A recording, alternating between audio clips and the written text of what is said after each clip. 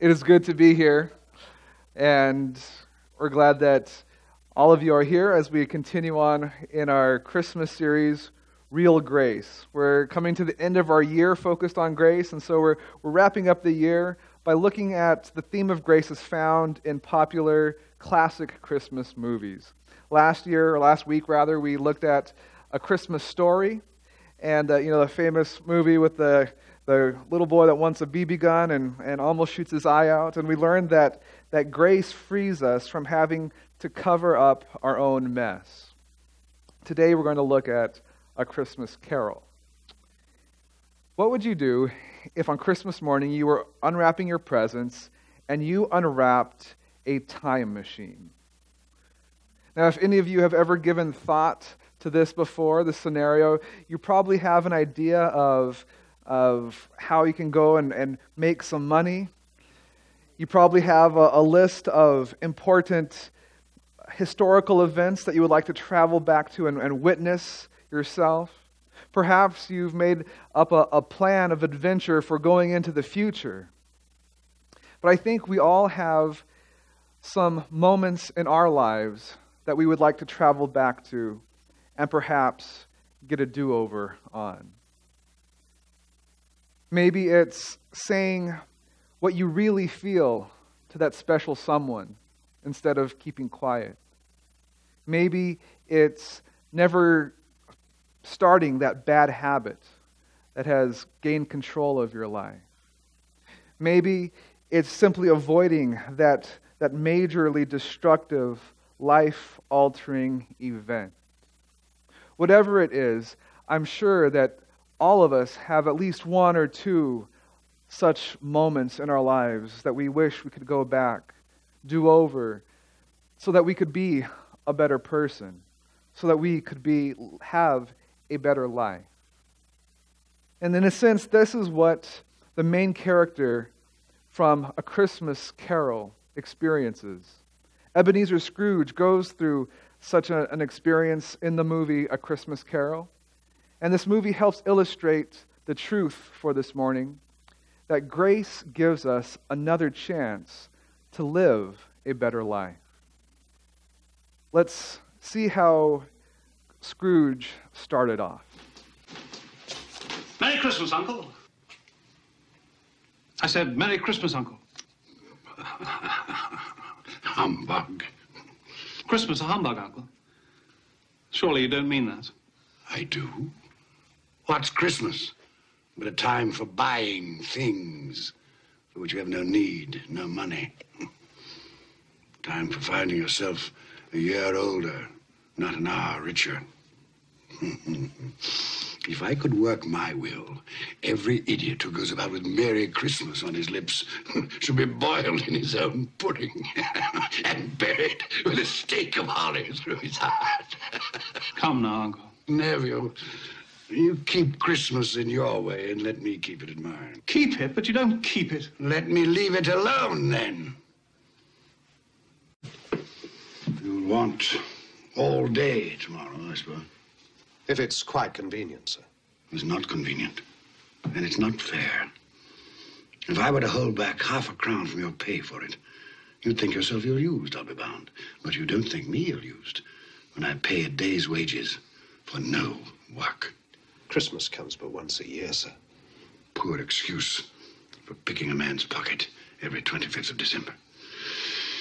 And I suppose you must have it. Be here all the earlier the next morning, Cratchit. Yes, sir, I shall. I certainly shall. Make sure. Yes, sir. And a Merry Christmas to you, Mr. Scrooge. Humbug! Ah! Bah humbug indeed. Scrooge had this issue of having bad relationships. He saw first with his nephew, Fred, and then with his employee, Bob Cratchit. He had this bad reputation. He had this bad spirit. He was focused on his business, focused on money, and not on relationships. And in fact, his story reminds me of another story in Scripture. Another man who went by the name of Zacchaeus. We read Zacchaeus' story in the Gospel of Luke. Luke chapter 19, starting with verse 1, tells Zacchaeus a story and says, Jesus entered Jericho and was passing through. A man was there by the name of Zacchaeus. He was a chief tax collector, and he was wealthy. Now, Zacchaeus didn't become wealthy by being miserly and treating his employees poorly, as Scrooge did to some extent. No, Zacchaeus became wealthy because he was a tax collector. And Jews hated tax collectors. They were the worst of the worst. They considered tax collectors to be traitors because they were taking money from their own countrymen and giving it to their oppressors. They were hated, and so they were disowned. They were cast out of society. Their family turns their backs on them. Their friends turn their backs on tax collectors. And so tax collectors, because they had the authority of the Roman government behind them, particularly the Roman army, they were able to basically charge whatever they wanted for taxes. Just as long as the Roman government received their appropriate share, they could skyrocket what you were forced to pay. Because they wanted to exact some measure of revenge for you treating them poorly, which caused you to treat them poorly and which caused them to be more revengeful. And it was just this cycle of pain and anger and hurt. Zacchaeus didn't become rich by being greedy or stingy. He became rich by mistreating others. But soon, he realized things were going to change. He was going to encounter this truth that grace gives us another chance to live a better life. Scrooge began to understand this truth when he was visited that evening, that Christmas Eve, by the Spirit of Christmas Past. The Spirit of Christmas Past took him and showed him various moments from his past history. They showed him this event, this Christmas Eve when he was a young boy, spending the holiday alone at a boarding school. The Spirit then took him and showed him a Christmas Eve when he was a youth, a teenager, and he was explicitly rejected by his father. Then the Spirit took him to his point when he was a young man to witness another Christmas Eve and another painful rejection. Another Christmas Eve, delayed by the pressure of business. Do you remember? No.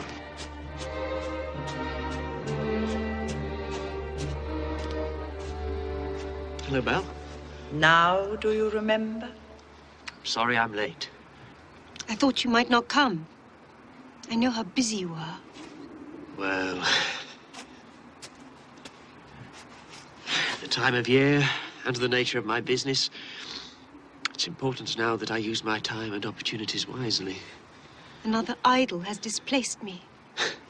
What idol has displaced you? A golden one. All your hopes have merged into a master passion. Profit. The thought of money engrosses you. Perhaps I've become wiser. But I've not changed towards you. Our contract is an old one. It was made when we were young and our prospects limited. How often I've thought of those times. If there had been no understanding between us, would you seek me out and try to win me now? A dowerless girl with nothing but myself to bring to a marriage.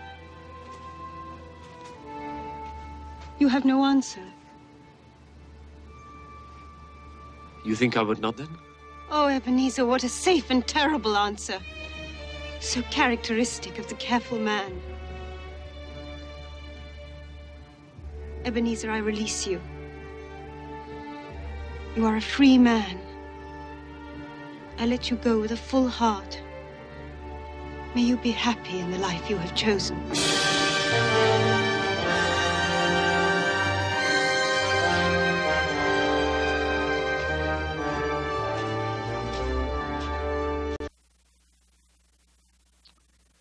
Ebenezer had experienced rejection after rejection as he grew up, which caused him to become more and more focused on something that he could control, his business, making money, which caused him to experience even more rejection, which caused him to become even more focused on his business and on money. Scrooge's life was just this cycle of painful rejection and withdrawal. And I think this same cycle is mirrored in the experience of Zacchaeus. His story continues in verse 3, and it says, he wanted to see who Jesus was, but because he was short, he could not see over the crowd.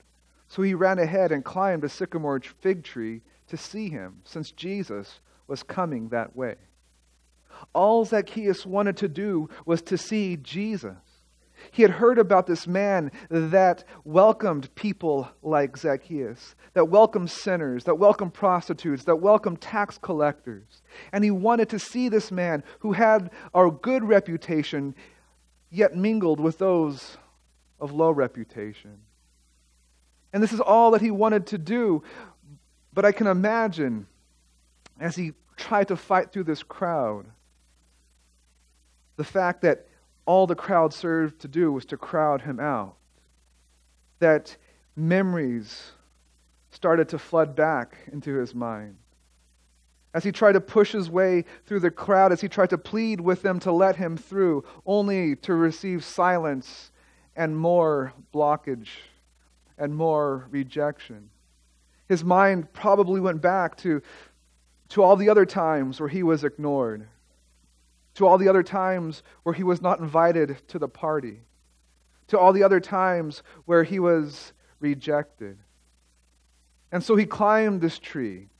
He climbed this tree to see Jesus and to get away from this crowd that had done nothing but hurt and reject him as a person.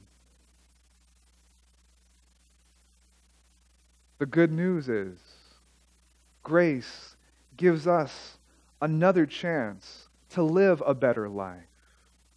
And Zacchaeus, as he climbed this tree, as he looked at Jesus, he thought perhaps maybe this is my chance. This is my chance to have this better life, to have a life like I see the rest of the crowd having. Maybe this is my chance. Scrooge's journey continues when he is visited later that night by the spirit of Christmas present. The Spirit takes him and reveals to him the various events and happenings and feasts and parties that are going on that present Christmas day. He takes him to the party that his nephew is hosting. His nephew Fred is having a wonderful Christmas party. And then he takes him to the Christmas feast that his employee, Bob Cratchit, is enjoying with his family.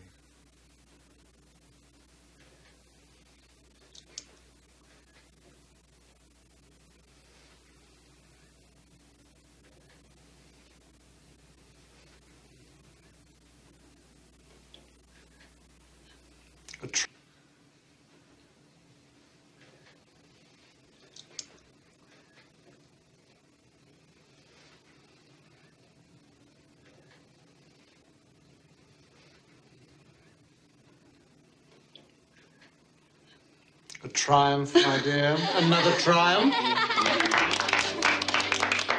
I told you so, Mother. Oh, it's a success. What a relief for Mrs. Cratchit. Now their feast is over. Not quite. Just one more ceremonious moment. Look.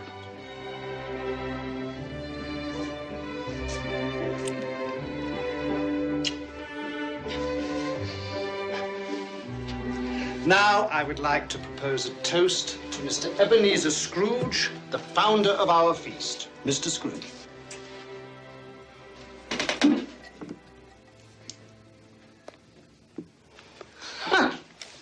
The founder of our feast, indeed. I wish I had him here. I'd give him a piece of my mind to feast upon, and hope he had a good appetite for it. My dear, the children, it's Christmas Day. It should be Christmas Day, when one would drink the health of such a stingy, odious, mean, hard, unfeeling man as Mr. Ebenezer Scrooge. In fact, they were just about to toast him, and he says, "Oh, yes," tugging on his lapels, "I will be recognized properly for the fact that I have employed this man in my service." But then the truth starts bubbling to the surface. The true feelings, the true experiences that this family has had with Scrooge is laid out in the open. And the toast does not go as planned. And Scrooge sees how he really is seen. Zacchaeus' story continues in verse 5. When Jesus reached the spot, he looked up and said to him, "Zacchaeus, come down immediately. I must stay at your house today." So he came down at once and welcomed him gladly. Zacchaeus was excited because this is what he had wanted. This was the one thing that Zacchaeus had been hoping and dreaming for. If anything, if there was any gift under Zacchaeus' Christmas tree, this would be the one that he would have chosen to put at the top of his list. For Jesus to recognize him, and not just recognize him, but invite him down. And not just invite him down, but to offer to spend some quality time in his presence. And Zacchaeus must have thought, well, this is how it's supposed to go. This is what I've been waiting for. This is what I've been hoping for. But if Zacchaeus thought that just because Jesus had accepted him, if he had pinned his hopes and his dreams on his reputation changing, on other people accepting him, well then, that thought, that hope was too good to be true. See, while the truth is grace gives us another chance to live a better life, that doesn't necessarily mean that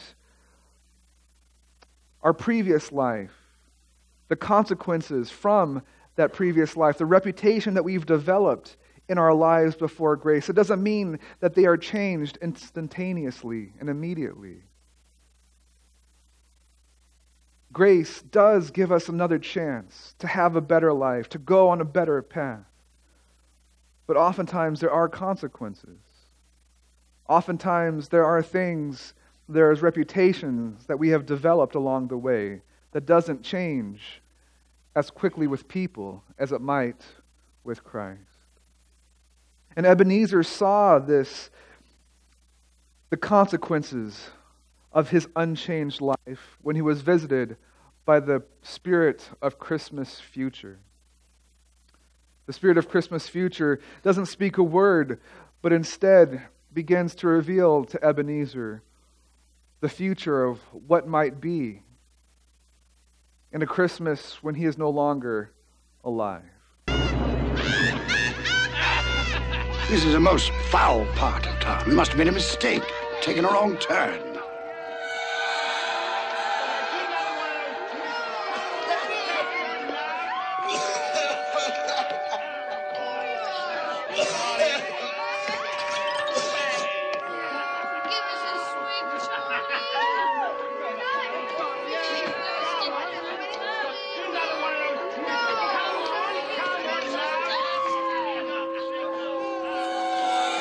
In there? I have no business to transact in there.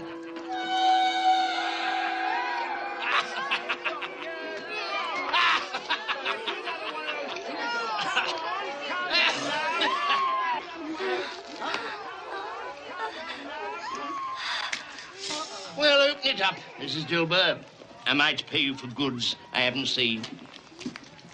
You'll not ask me how I came by these. Every person has a right to take care of himself. That's my motto. Well, he almost did. And who's the worse for the loss of a few things? Not a dead man, I suppose. No, indeed. I mean, if he'd wanted to keep him after he was dead, the wicked old screw, why wasn't he more natural in his lifetime? If he had been, he'd have had someone to look after him when he was struck with death. Instead of lying there, gasping out his last, alone. by himself.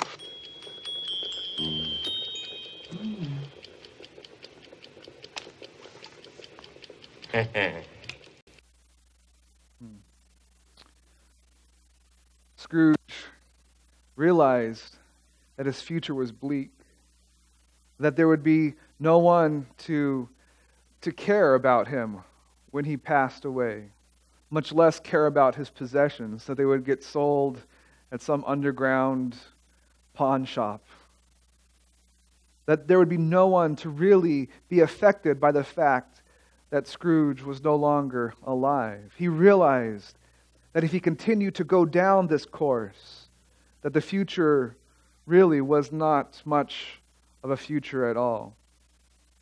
That it was very dark, that it was very bleak. Zacchaeus, he realizes this too in verse 7.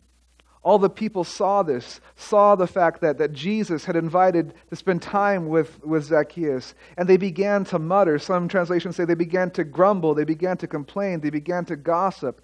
And they said, "He has gone to be the guest of a sinner." Here, Zacchaeus was hopeful that this was the moment that people would start accepting him because Jesus had accepted him, and he realized that no, that despite that,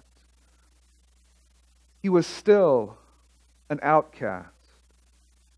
And he began to realize that he would always be an outcast if he continued down this path that he was on. He realized that he would never be accepted by his fellow countrymen if he continued to perpetuate this cycle of greed and hate and greed and abuse. He realized that the future was bleak, that there would be no one really to care about him when he passed on, much less his possessions, that no one would really mind too much when and if he died. And he understood that the future was dark, that the future was bleak. But grace gives us another chance to live a better life. But the truth is, we have to take advantage of that chance. We have to lay hold of that opportunity. We can't just say, "Oh yeah, grace is good and now everything's going to be better and I'm going to be the same person I was before." Because that is not what grace does. Grace doesn't leave us where we were at before. Grace moves us to give us that better life. But we have to take advantage. We have to use that chance that grace provides. We can't just assume that everything is going to continue or is going to improve on its own. We have to take advantage and accept this gift of a second chance from grace. And this is what Ebenezer Scrooge does. He begins to see this change. His mindset, his attitude begins to change after this experience with the spirit of Christmas, past and present and future. And we see Ebenezer lay hold of this chance that he gets when he wakes up on Christmas morning.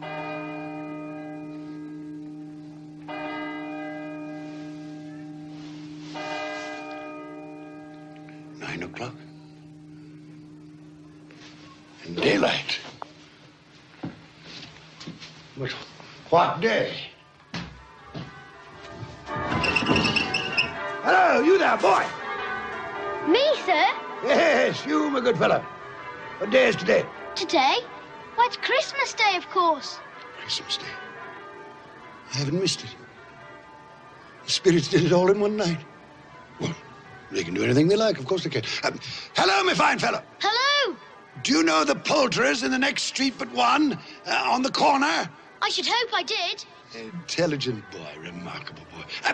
Do you know if they've sold the prize turkey that was hanging there? What, the one as big as me? Delightful boy. Pleasure talking to you. Yes, the one as big as you. It's hanging there now. Well, go and buy it. Yes, go and buy it and bring them round so that I may tell them where to deliver it. Come back with the man, I'll give you a shilling. Come back in less than 5 minutes, I'll give you half a crown.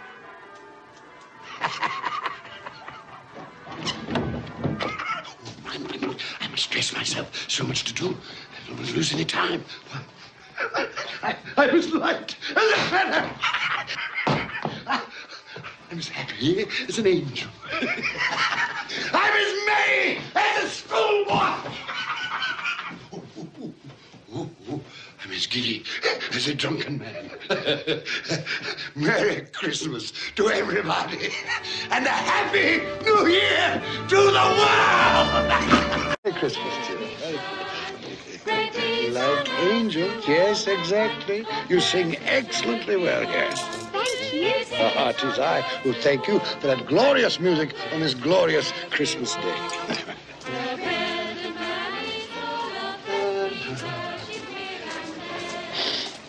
Good morning, gentlemen.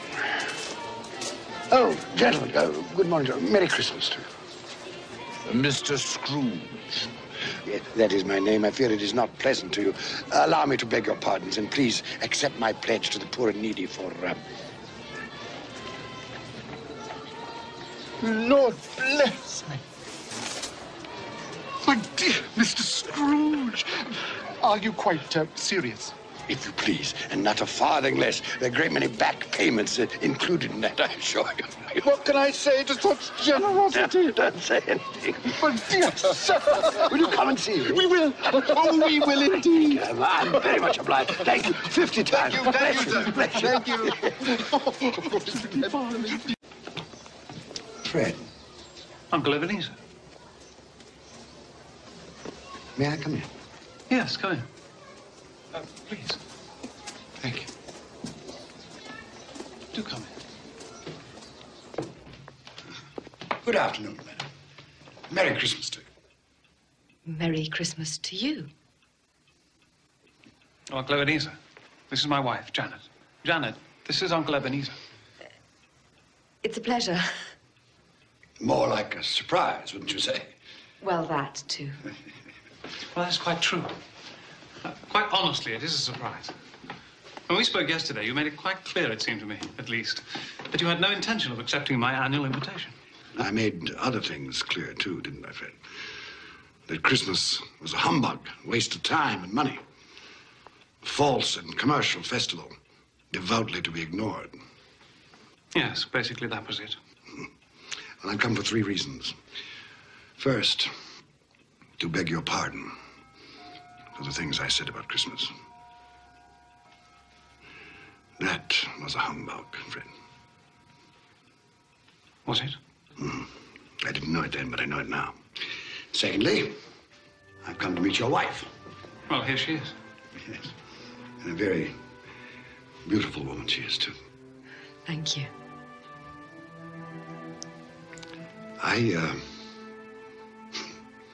I was in love once. Would you believe that? Yes. That I possessed neither the courage nor the optimism, perhaps the depth of feeling that you two have. Thirdly, if the invitation to dine with you today is still in force, I accept. Of course it's still in force.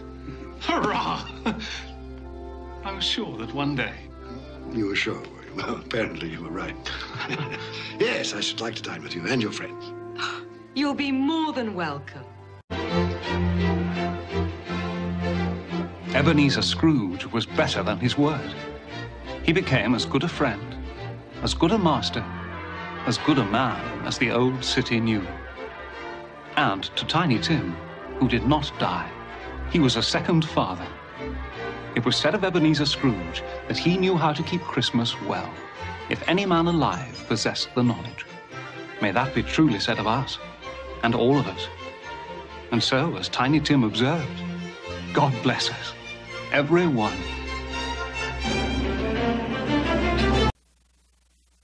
What a change, wasn't it? Scrooge went from being someone that was so concerned with money and business at the expense of relationships to becoming someone that was loving and compassionate and generous. Scrooge laid hold of that second chance that he got. He witnessed what from the spirit of Christmas past, he witnessed what was currently happening. He witnessed what might be in the future. And he took this second chance, waking up that Christmas morning to turn the direction of his life around. And he became someone that had a better life, a more generous life, a more grace-filled life. Zacchaeus says in verse 8, he stands up and he says to the Lord, "Look, Lord, here and now I give half of my possessions to the poor, and if I have cheated anybody out of anything, I will pay back 4 times the amount." Zacchaeus sees this second chance that grace has brought him, and he wants to lay hold of it too. What a change Jesus has brought in Zacchaeus' life. Zacchaeus, he experiences Jesus, he experiences grace, and he doesn't remain the same.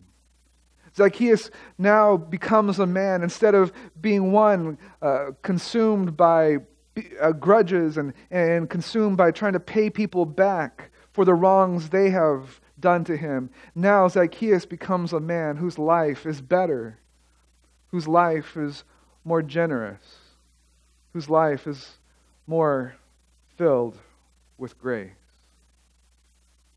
And Jesus puts an end to this story here in this passage in verse 9 and 10, and he says to Zacchaeus, "Today salvation has come to this house, because this man too is a son of Abraham. For the Son of Man came to seek and to save the lost." And this is why we celebrate Christmas. Because 2,000 years ago, a baby was born in a stall in Bethlehem. A baby was born. This grace in the flesh, this grace incarnate, came to seek and to save the lost by dispensing his grace to anyone and everyone who would accept it. And he came to bring salvation not just to Zacchaeus' house. He came to bring salvation not just to the nation of Israel. He came to bring salvation to the world. And this is why Paul writes to his friend Titus. Paul writes in chapter 2, starting with verse 11, "For the grace of God has appeared that offers salvation to all people. It teaches us to say no to ungodliness and worldly passions, and to live self-controlled, upright, and godly lives in this present age, while we wait for the blessed hope, the appearing of the glory of our great God and Savior, Jesus Christ, who gave himself for us to redeem us from all wickedness and to purify for himself a people that are his very own, eager to do what is good." Eager to do what is good, eager to be generous, eager to be helpful to others, eager to dispense grace. This is what grace does. It has come to this world, and it has told us that and it helps us to understand that there are things that we need to say no to, things that distract us, things that make our lives worse, things that get us off the right track. Grace tells us there are things that we should be eager to say yes to. Grace gives us another chance to live that better life. Grace doesn't only give us one chance or a second chance or a third chance. It might be the 100th chance. But grace gives us that opportunity to stop going down that path that is leading us to pain and heartbreak and loneliness and anger, and to go down a new path, a better path, a path of generosity, a path of compassion, a path of love. This is what grace does. And this is what singing Christmas carols is all about. Singing to remind us of the power of grace. This morning, I don't know what grace is calling you to do. I don't know what changes grace might be wanting to make in your life. I don't know what you might be called to say no to, whether it's anger or fear or lust or greed. I don't know what grace is calling you to be eager to say yes to, whether it's compassion or forgiveness or love itself. But I do know that when you experience grace, when you accept grace, it is not going to leave you the same. It cannot leave you the same. Grace calls us to change, to accept this power of God to give us a better life. So this morning, I hope that if you are in search for a better life, that you will listen to grace, that you will accept the grace of God that we remember came to us in a manger 2,000 years ago.